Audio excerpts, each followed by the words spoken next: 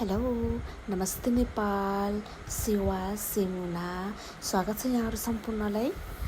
यो हाम्रो किराँतीहरूको उभौली महान पर्व साकेला साकेवामा लगभग हाम्रो किराँतीहरूको चाहिँ वैशाख पूर्णिमादेखि चाहिँ उभौली लाग्छ र उभौली हामी चाहिँ पर्व मान्छौँ। महान पर्वभन्दा फरक पर्दैन र कार्तिक पूर्णिमादेखि चाहिँ उधौली लाग्छ र वर्षमा दुईपल्ट हामी चाहिँ साकेवा सिलीको सँगसँगै हामी चाहिँ नाच प्रोग्रामहरू गर्छौँ। विशेष गरेर त अहिलेको नयाँ जेनेरेसनलाई एकदमै फोकस गरेर हामीले यो साकेवाहरूलाई चाहिँ अलिकति अगाडि बढाउन चाहिँ धेरै प्रयत्न गरिरहेका छौँ।